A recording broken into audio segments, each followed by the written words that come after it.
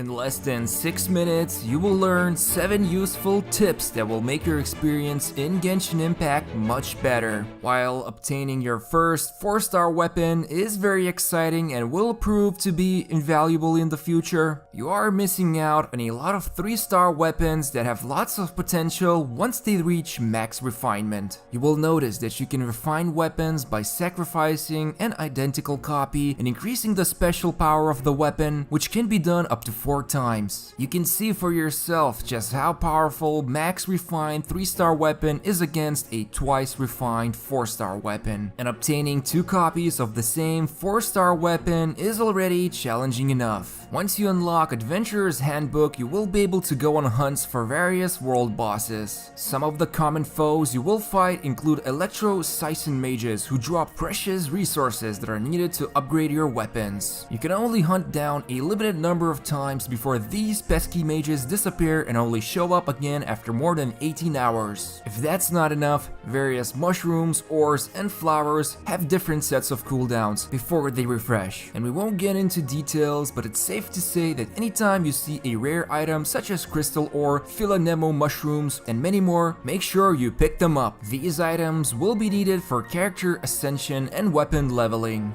Leveling up artifacts requires sacrificing other artifacts, as well as Mora, so the more you progress through the game, the more artifacts you will acquire. One of the major aspects of artifacts is that they give huge stat boost, and the difference between a 3-star and 4-star artifact in terms of stats is quite staggering. We only recommend for you to increase 3-star artifacts up to +4 because they can still give a nice enough boost when you're just starting out and won't eat up too many resources. Once you start acquiring more and more 4-star artifacts, start switching them out with 3-star artifacts. Original Resin in Genshin Impact is your energy system that many mobile gamers will be familiar with. Completing domains, fighting world bosses, and opening leyline deposits requires Original Resin. It is highly recommended to never keep your Original Resin at max 120 cap because you're losing out on your valuable adventurer rank experience. When early in the game, the best and fastest way to spend all of your Original Resin would be by opening leyline deposits. There are 2 types of deposits. One provides Mora and the other one provides experience books to train your character levels. It's better if you go for Mora since almost everything in the game requires money. What's nice about leyline deposits is that each fight takes only few minutes and grants 100 adventure rank experience points, so if you start the game by logging in and spending all 120 original resin, you will end up with 6 completed leyline deposits, 20 original resin each, and 600 adventure rank experience points. And there's a very simple calculation in Genshin Impact where every 20 original resin gives you 100 adventure rank experience points no matter what type of activity you do. So by doing the fastest leyline deposit for Mora will give you a lot of adventure rank experience quickly.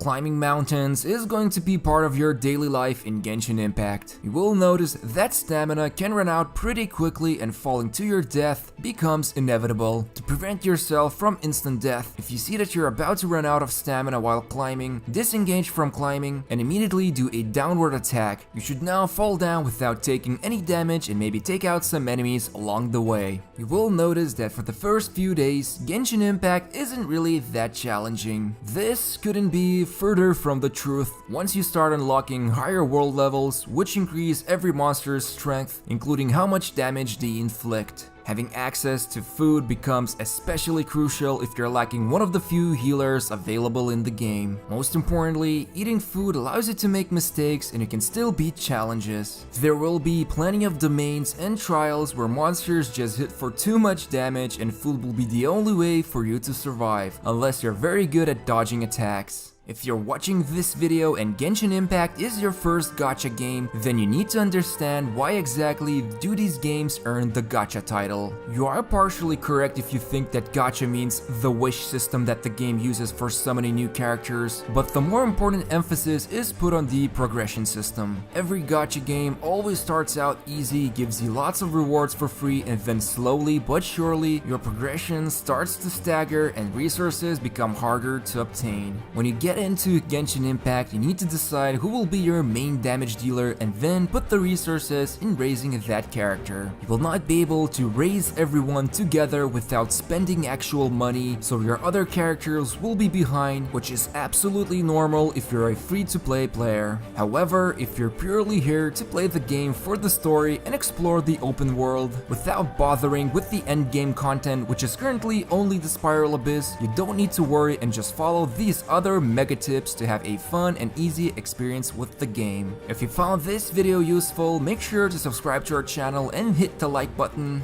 Also, check out our other videos of Genshin Impact, which includes a tier list that you can read, and also visit on our website gachagamer.com. Thank you for watching us.